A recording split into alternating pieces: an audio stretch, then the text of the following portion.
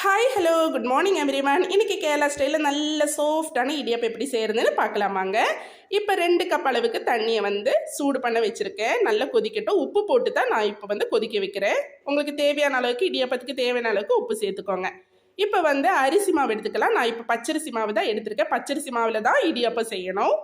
இப்போ 1.5 உலாக்கு அளவுக்கு பச்சரிசி மாவு எடுத்திருக்கேன். அதுக்காக 2 கப் அளவுக்கு தண்ணி தாங்க வேணும். கொஞ்சம் ஜாஸ்தியே தண்ணியை வச்சுக்கோங்க. என்னென்னா இதை ஊற்றி பிசைய தான் வேணும். அதனால கொஞ்சம் ஜாஸ்தியே வச்சாலுமே உங்களுக்கு கன்சிஸ்டன்சி கரெக்டாக இருக்கும். இப்போ கொதிச்சு அந்த தண்ணியை கொஞ்சமாக இந்த மாதிரி ஆவி போயிட்டு அதுக்கப்புறமா கொஞ்சம் கொஞ்சமாக ஊற்றிட்டு இப்போ கலரி எடுத்துருக்கலாம். கொஞ்சம் கொஞ்சமாக ஊற்றி கலரி எடுக்கும்போது கட்டை இல்லாமல் நல்லா கலக்கி எடுத்துக்கோங்க. என்னென்னா ரொம்ப நிறைய தண்ணி ஊற்றிட்டு அதுக்கப்புறமா கலக்கும்போது தண்ணி ஜாஸ்தி ஆச்சுன்னா இடியப்பம் குழ குழன்னு வந்துடும். அதுக்கப்புறமா இடியப்பம் சரியே ஆகாது. இந்த ஒரு கன்சிஸ்டன்சியில் இப்போ நம்ம நிறுத்திடலாம். எல்லா பக்கமும் இந்த சுடுதண்ணி ஆகிற மாதிரி பார்த்துக்கோங்க. இப்போ பார்த்தீங்கன்னா நல்லா சப்பாத்தி மாவு அளவுக்கு கரெக்டாக குழஞ்சி வந்துருச்சு. இப்போ ஒரு 10 நிமிஷம் நல்லா மூடி வச்சுட்டு நல்லா ஆறுனதுக்கப்புறமா சப்பாத்தி மாவு பிசைகிற மாதிரி இந்த மாதிரி பிசைஞ்சு எடுத்துக்கோங்க. இப்போ ஒரு இட்லி பானையில் அந்த தட்டை வச்சுட்டு நல்லா குழி ஆக்கிக்கோங்க. இந்த மாதிரி துணியில் குழி ஆக்கிக்கிறேன். இப்போ இந்த குழியிலையெல்லாம் என்ன சேர்க்கணுன்னா தேங்காய் பூ சேர்த்துக்கோங்க.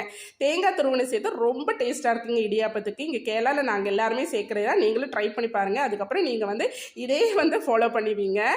அதுக்கப்புறமா இடியாப்பத்தோட அச்சு இருந்துச்சுங்க. அதை வச்சு தான் நான் இன்றைக்கி பிழிய போகிறேன். ரொம்ப சிம்பிளான வேலை தாங்க. நீங்கள் கடையிலலாம் வாங்கி கொடுக்கறத விட இந்த மாதிரி வீட்டிலே செஞ்சு கொடுக்கணும். பசங்களுக்கு ரொம்ப பிடிக்கும். இந்த மாதிரி ரொம்ப சிம்பிளாக இடியாப்பத்தை ஒவ்வொரு குழியிலையாக நான் குட்டி குட்டியாக செஞ்சுட்ருக்கேன்.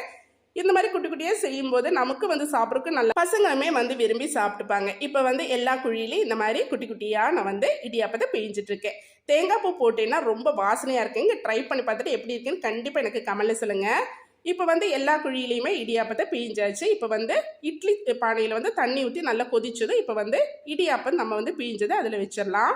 இப்போ ஒரு 5 மினிட்ஸுக்குள்ளே அந்த சுடுதண்ணி நல்லா கொதிக்க சீக்கிரமாகவே இந்த மாவு வெந்துடும். ரொம்ப நேரம் வேக வைக்க வேண்டிய அவசியம் கிடையாது. இந்த மாதிரி ஒரு பதத்தில் வந்தது. இப்போ மேலே நம்ம ஃபஸ்ட்டு வைக்கும்போது உப்பி இருந்துச்சு இல்லைங்களா? இப்போ பாருங்கள் நல்லா அமுங்கி நல்லா சூப்பராக வெந்து வந்துருச்சு. இப்போ கொட்டுறதுக்கு கூட ரொம்ப ரிஸ்க் இல்லாமல் ரொம்ப சீக்கிரமாக ரொம்ப டேஸ்டியான இடியாப்பம் ரெடி ஆயிடுச்சு. இப்போ தேங்காய் பூ போட்டனால இதுக்கு சட்னியோ வேறு எதுவுமே தேவையில்லைங்க. ரொம்ப டேஸ்ட்டாக இருக்கும். ட்ரை பண்ணி பாருங்கள். அதுக்கப்புறமா கொழுக்கட்டை செஞ்சுருந்தா நெக்ஸ்ட் வீடியோவில் இதோட ரெசிபி நான் உங்களுக்காக போஸ்ட் பண்ணுறேன். ரொம்ப டேஸ்ட்டாகவும் நல்ல சாஃப்டாக இருந்துச்சு. இது எப்படி காலியாச்சுன்னே தெரியல. அதுக்கப்புறமா கேரளா ஸ்டைலில் நல்ல பூ மாதிரி இருக்கிற நல்ல இடியாப்பம் ரெடி ஆச்சு. நீங்களும் இதே மாதிரி கேரளா ஸ்டைலில் பண்ணி பாருங்கள். உங்களுக்கு எல்லாருக்கும் கேரளா ஃபுட்டும் கேரளாவும் என்னோட வீடியோஸ் எல்லாம் பிடிச்சிருக்கு, யூஸ்ஃபுல்லாக இருக்குன்னா கண்டிப்பாக என்னோட சேனலை சப்ஸ்கிரைப் பண்ணி லைக் பண்ணி ஷேர் பண்ணி சப்போர்ட் பண்ணுங்கள். பாய். நெக்ஸ்ட் வீடியோவில் மீண்டும் சந்திக்கலாம். பாய்.